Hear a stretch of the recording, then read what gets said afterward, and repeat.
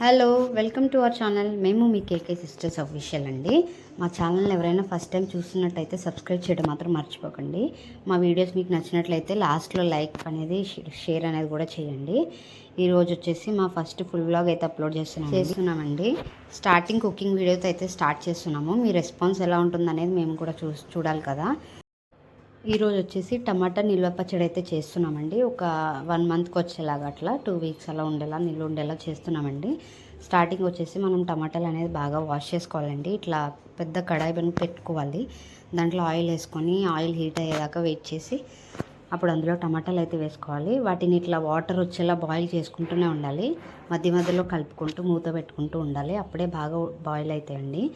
Tomatoes అనేవి బాగా దగ్గరికి అయిపోవాలండి. ఇప్పుడు చూపించినట్టు కాకుండా ఇంకా దగ్గర కావాలి. అప్పటిదాకా మనం కలుపుకుంటూనే ఉండాలి. అడుగట్టకుండా కలుపుకోవాలండి. ఎందుకంటే కింద అడుగట్టిందంటే మాడిపోతుంది. అందులో కొంచెం చింతపండు అయితే వేసుకున్నామండి. అది దగ్గరకు అవుతుండగా చింతపండు వేసుకొని మళ్ళీ మూత పెట్టుకొని కొంచెంసేపు ఉడికించుకోవాలండి.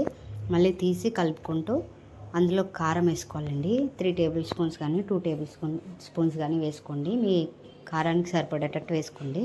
మేము ఎక్కువ కారం తింటాం కాబట్టి ఎక్కువ వేసుకున్నామండి. చూసారా, కారం వేసాక కలర్ మారిపోయింది కదా.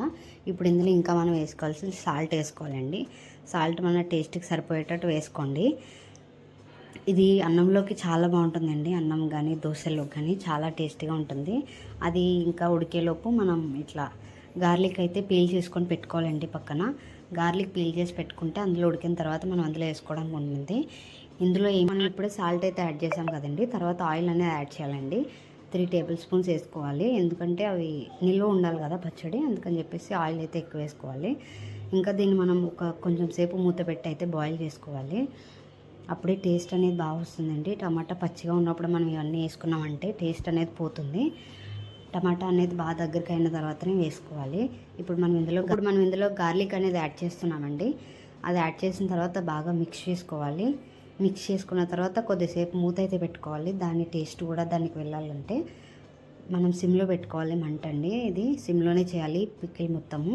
మేము ఆయిల్ సరిపోలేదని చెప్పి మళ్ళీ అయితే సెకండ్ టైం అయితే వేస్తున్నాము. వేసిన తర్వాత బాగా మిక్స్ చేసుకున్నాము. మీరు ఈ టమాటా పచ్చడి ఇప్పుడు ఒక 3 డేస్ బయట పెట్టుకొని తర్వాత ఫ్రిడ్జ్లో స్టోర్ చేసుకోవచ్చండి. బయటనే వదిలేయకూడదు. బయటనే వదిలేస్తే స్మెల్ వచ్చేస్తుంది. చూసారా, మన పచ్చడి అయితే రెడీ అయిపోయింది. ఇందులో మనం ఇంకా ఏం యాడ్ చేయాలంటే ఇంగువ యాడ్ చేయాలి. స్టవ్ ఆఫ్ చేసుకున్న తర్వాత అది హీట్లోనే ఉంటుంది కదా, పచ్చడి అనేది వేడిగా ఉంటుంది కదా, అప్పుడే మనం ఇంగువ అనేది యాడ్ చేసుకోవాలి. చూడవచ్చు మన పచ్చడి కలర్ అయితే ఎలా ఉందో. టేస్ట్ కూడా అంత బాగుంటుందండి. మనం అయితే ఇంగువ యాడ్ చేసేసుకుంటున్నాం లాస్ట్లోని.